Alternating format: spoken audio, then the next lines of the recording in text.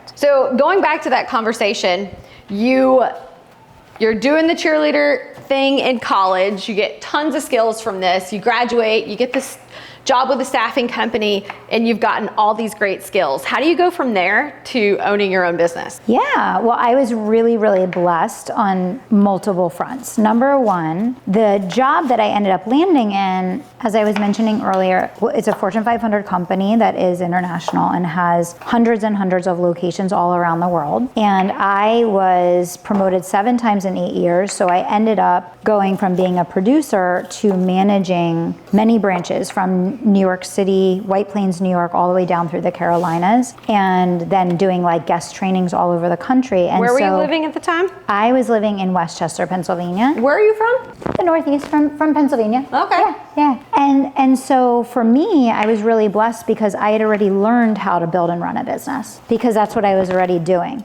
Everything that I learned about business, I learned from my corporate career, because I wasn't working in like a corporate headquarters. And we should talk about that, right? I think social media gives corporate jobs a bad rap. Oh, it's ridiculous. I talk about it all the time. It's absolutely ridiculous. And they talk about like, you don't want to do this right after college. You need to be an entrepreneur. One of my first jobs out of college was at Enterprise Rent-A-Car. Yeah. And as dumb as people think of that job. No, I know. You learn so many skills. Much. They take you through this like management training program. I'm very familiar.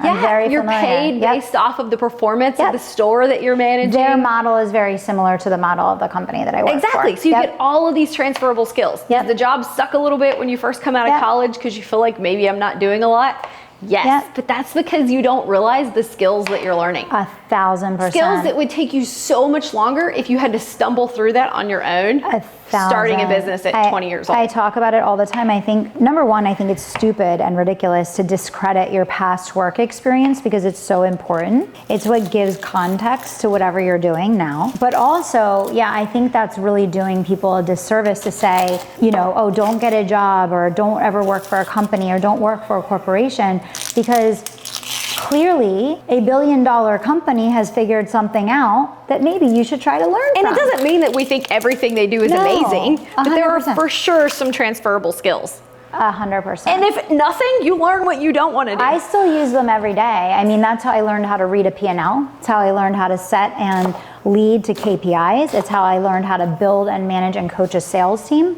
It's how I learned how to interview and recruit and hire talent. It's how I learned how to build career progression plans. I mean, most of what I do today came from that. The base level of your system started there. Yes, 100%. That's awesome. I love that you say that, because I feel like, again, social media gives it such a bad rap that like somebody to get a job. I actually think it's really great to start out in that type of job and environment. So you leave the staffing company, and what happens next? I stayed at the staffing company, and I was the number one SVP in the country for years, and I knew that my soul was dying and that I needed to go do something with my life to help people. And so I told my boss what I was gonna do. And I said, I understand if you need to fire me, but I said, I need to do this for my life. I have to do this. I said, I will build at night, and I will build on the weekends, and I will keep my number one spot, and you can fire me. And you can fire me if my performance drops, and I understand, like, if you can't keep me. And they kept me, and they let me. And I built my business publicly for over 5 years. I built my business to 7 figures while I was still in my corporate executive job. And they let me build because I kept my performance and I kept my promise to them. And I still, gave 110%, while I was there. And I feel like that's not talked about enough either. You're hitting on such great points, because even with real estate investing, because of the people on the internet that make it seem like it's this get rich quick, we're gonna leave our jobs immediately, or you're gonna be financially free by 23. It make people keeping their jobs while they're building their business. I say it all the time. It's like such a massive support, because being able to keep that cash you're bringing in the beginning to put back into the business. It's why I was able to do that. And be supported by your job. I say this all the time, and this is why I feel like people need to use their brains and dig a little bit deeper than the platitudes of the internet. We should mention there's people who do that, but then they're crappy employees at the same time. Yes. Like balancing the job that you're supposed to be doing with Well, if you're doing that, then you have to be overperforming in your job. Like I was the number one. I continued to perform at number one, meaning I was over delivering on my promise to the organization. If you're going to be a crappy employee and not deliver on your promise to the organization, like that's not okay. You should be fired, you know? So it's a different situation. But to your point, yes, like for anyone that's considering starting real estate, considering starting their own business, I always tell people like keep your day job because it allows you to invest in getting help. It allows you to invest in advertising. Because how small do you want them? Just cut Just in like half. halves? Yep. Yeah. And so because even though people act like you get rich overnight, you don't. No. And being able to use your W-2 job to support you while you're growing this business 1000%. It's so key. Is the difference in people who like succeed and have to give up and go back and get a job. It truly is. And I've coached so many people that have blown through all of their savings.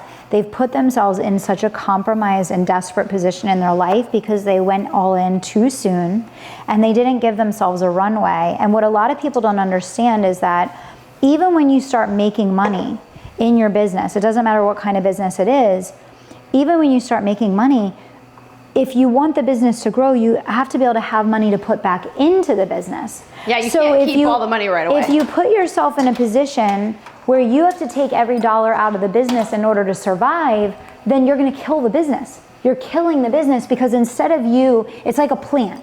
Instead of you watering the plant and giving the plant sunshine and giving it, you know, nutrients so that it can grow and grow and grow big and strong and have the roots expand, you're ripping the roots out of the ground every month because you're like, I need to get paid, right?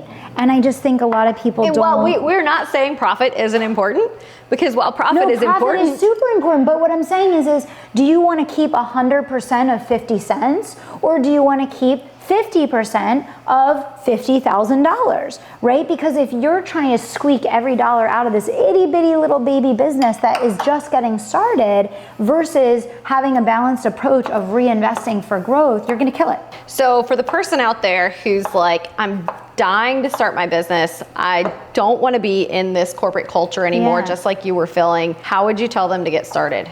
On the side at night. I mean, listen, we are so unbelievably blessed beyond belief. I don't know about you, but for me, when I was learning sales, I literally had to get in my car and drive business to business. I sat every morning and I made cold calls for 4 hours every morning, okay? So the fact that we there was no dialing system. I mean, I put pants and shoes on today. This is a big deal, right? Most of the time, what are we? We're barefoot in our own homes with a t-shirt on, okay, and we get to sit on our phones and we DM people on the internet and do all these things, right? So think about that. How blessed and lucky we are. So if I was sitting here today and I was working a job and I was like, I'm dying to start my own business, I want to get off the ground, just start at night. Start on the weekends, use your phone, go live, get on the internet, start putting content out, start posting, start putting videos up, do stories, like it costs nothing. Speaking of content, you have a really popular podcast. Thank you. How long have you been doing that? I have been doing it for 10 years. Shut up. And I have never missed a week. Oh my gosh. I have and over even that, 1,100 episodes. the dedication that takes. Never missed a week. It's not an overnight thing. No. Nothing great happens overnight because God has to mold us and mature us into the people that are capable of the dream that we're trying to accomplish, and that takes time. 100%. Because as much as we'd like to think of ourselves as fast learners, we're not. Even the people who are like, I hope I wake up and my video has gone viral. You actually don't, though. No. That's the thing. And if you wake up and your video has gone viral, you have no idea how to be the person who makes content every day. And most of those people, by the way, that engage with your viral video are not ideal clients and they're not going to be buyers. So that's what people don't understand. Like there's so much power in the slow burn, consistency over time. And whether it's your business or your social media, it gives you the time to build the systems and processes to keep the business in place. Yes. So you're at the staffing company, you're building your own business. What type of business were you building? My first company, which I still have today. Okay. It's a high touch coaching and consulting company. Okay. So I basically, what I wanted to do was I wanted to take all of the sales growth strategy and all of the work that I had learned over 15 years, and I wanted to teach small business owners how to put systems and strategies in place to grow their sales. So that's where I started. I started coming into businesses and saying, let me help you implement a sales system, hire a sales team, get KPIs in place, build a database, and grow. Because small business owners are like, hi, we're in business. And so that's where I started, and it's evolved now where we help people kind of like end-to-end scale their business, and our specialization in that company, because I have a few, is really just helping people to scale their businesses from 6 to 7 to 8 figures. And we do that helping them with systems, team, sales, marketing, and infrastructure.